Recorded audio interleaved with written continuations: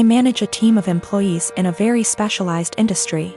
The employees are hired on 2-year contracts that are mostly automatically renewed. Salaries are fixed for the duration of the contract, but raises are negotiated at time of renewal. There are no non-competes. I have one employee, Sarah, who requested a meeting with me last week to discuss a possible raise. I informed her that it is a little early as her contract won't expire until Jan, and I would be happy to discuss it in November. She told me she would like to discuss it now as her current salary does not reflect the amount of work she is doing.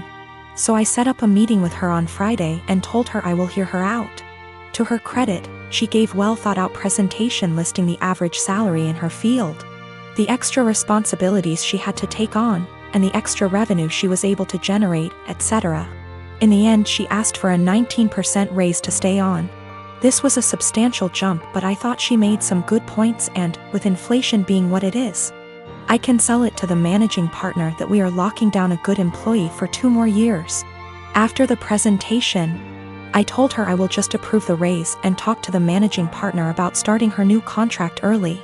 Since the only things we are changing are the salary numbers, we can have the new contract ready for her to sign by Tuesday.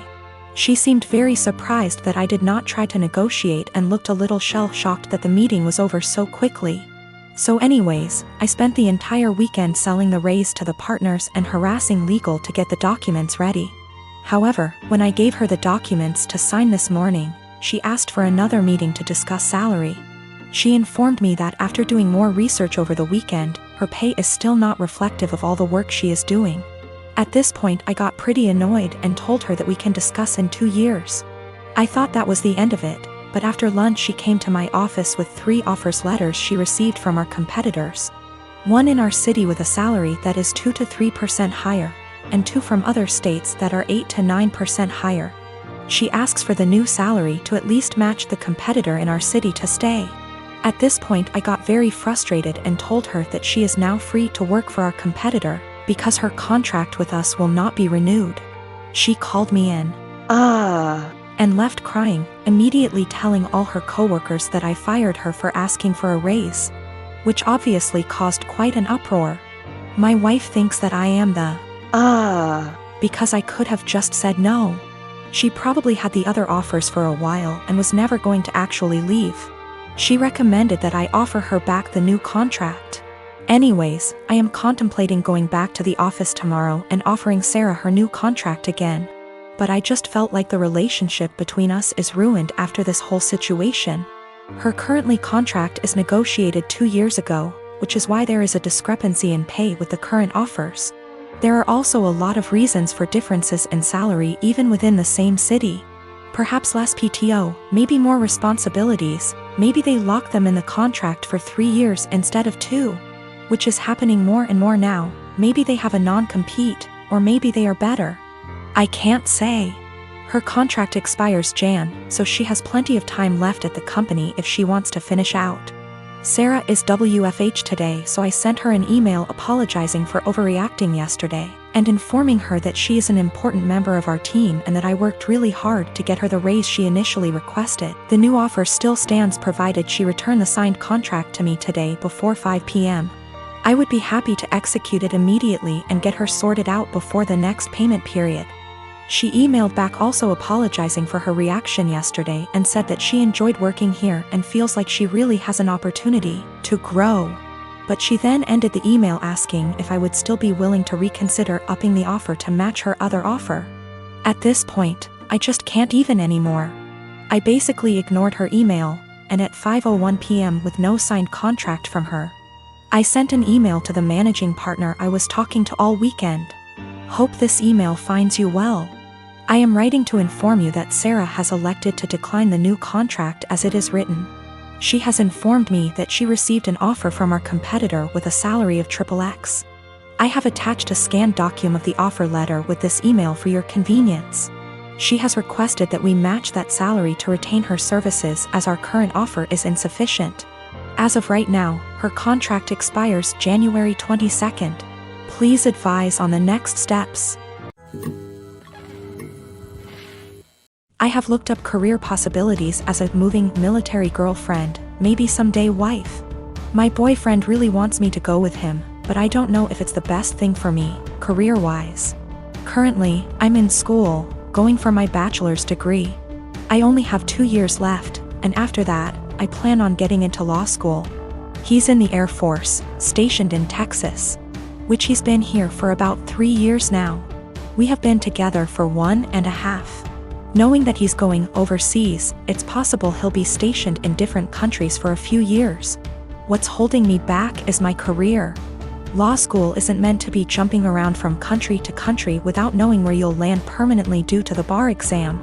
Also, we aren't married and I don't know if I should risk my career, which I've been very committed to being a lawyer. For a future that's a bit warped. I did see that I can become a programmer and it'll be versatile, but that's not what I truly want to do. Sure, Hawaii seems amazing, but more of a 3-year-long vacation with a questionable future. We both agreed that long distance wouldn't work since I would be all the way in Texas. Is it bad that I want to go but don't want to risk it all just to be put in a bad situation of misery? Also, if I do go, I'd have to transfer schools and go to school in Hawaii. That's already a very high tuition that has to be paid by FAFSA and student loans. Quite frankly, I'm also afraid that I won't be able to sustain myself separately from my boyfriend's income. I like to feel independent and know that I can fend for myself. Maybe that's a pride issue? I don't know, but I do know it's a high standard of living. That also adds to the jumble of thoughts. I will also admit, I am fairly close to my parents. In my Hispanic household, we have always been very united. I currently work with them in their small business because it benefits the both of us. I can go to school with a flexible schedule and still make good income, and they have a stable employee. That's something my boyfriend never really knew growing up. He's a Kansas boy, from a small town, with parents who split up when he was little. I feel like he doesn't understand how hard it'll hit my parents and I, being far away for 3 years. It also bothers them a bit that I'm not married but willing to leave not knowing what'll happen in the relationship. I'm the dad of a 25-year-old young girl who I love very much. I've been able to have a good relationship with my daughter and I enjoy my time with her. But there's one thing about her that would give many people pause: she is a diagnosed sociopath. She exhibited odd, disturbing behavior at a young age, and after a serious incident of abuse towards her younger sister, I realized she needed professional help. Throughout her elementary years she struggled heavily, getting in lots of trouble in school for lying, cruelty, and all other types of misbehaviors. With an enormous amount of therapy and support, her bad behavior was minimized as she grew older. She received an ASPD diagnosis at 18, and I had suspected it for long prior. After her aggressive behavior was tamed, her following years were much more fruitful. She's law-abiding, has a decent job and a good education, and has many good friendships and admirers. Especially male admirers. She is very, very charming and adept at attracting guys and maintaining their interest. She uses that old dating guide, The Rules, like a Bible. She currently has a boyfriend of about 1.5 years who's crazy about her, and who I have a very strong relationship with. We live in the same area and spend time together regularly. He is a great guy, very kind, funny and intelligent. But I doubt she loves him. We've had some very honest, in-depth discussions about her mental health since her diagnosis. And she's been open with me that she doesn't feel love or empathy towards anyone, even family. When she acted very sad and broken up over the death of one of her closest friends at the funeral, she confessed to me privately that it was all a put-on, and that she felt pretty neutral about the whole thing. She has also stated she has never once felt guilty about anything she's ever done, and doesn't know what guilt feels like.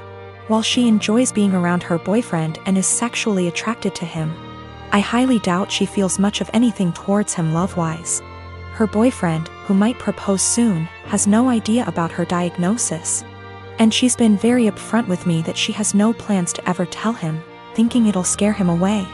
I've made it clear to her that she needs to tell him the truth before they marry. That he has the right to know and consider it, or I will, to which she always responds, "I know you wouldn't dare." I really like and respect this young man, and would feel awful keeping this secret from him, and letting him walk into a marriage without this piece of knowledge. I'm not trying to sabotage my daughter's future. Maybe her boyfriend's love of her personality and other aspects is enough that it won't end the relationship. It's his decision to make, but he deserves all the facts. Someday he's bound to find out she's a bit off. It can't be kept a secret forever. Almost all the marriages in my family have been arranged marriages. My mom's marriage to my bio dad was an arranged marriage, but it ended up in a messy divorce and him completely abandoning us before I was even born. My mom had a love marriage the second time, despite the disapproval of her family, and has been much happier with my stepdad than she probably would have ever been with my bio dad. Because of this, my mom has always been very adamant that she would not try to force us, my siblings and I, into arranged marriages despite what the rest of our family thought. I've been with my fiancé for 3 years now. We got engaged 2 months ago.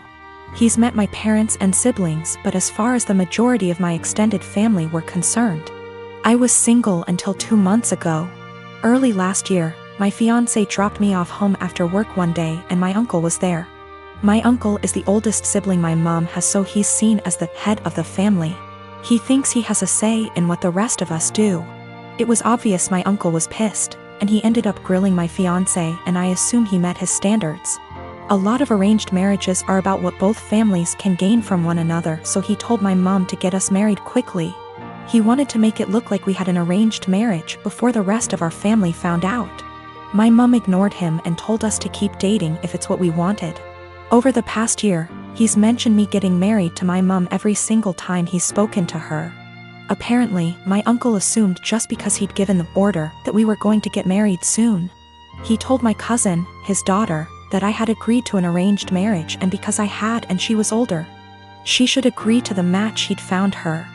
My cousin never mentioned this to me, but she did agree to marry the man my uncle found for her. They got married late last year. They haven't had a good marriage and my cousin is very unhappy. Her husband is incredibly controlling and hardly ever lets her go anywhere without him or a member of his family. Last week, she was over at my house when my fiancé came over to drop some of the clothes I'd left at his place over. When I told my family about my engagement, they all assumed it was an arranged marriage and I didn't bother clarifying because it really isn't anyone's business. You don't tend to do sleepovers if you're having an arranged marriage, so my cousin knew immediately it wasn't what she assumed. She started asking me questions about my relationship and I answered honestly. She got really angry at me and kept demanding to know why I didn't tell her about him.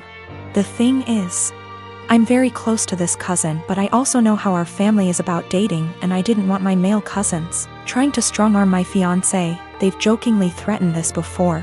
She pretty much blamed me for her arranged marriage and said she only agreed because she thought I was going to have one too, and if I had told her I had a boyfriend, she would have had the courage to stand up to her family.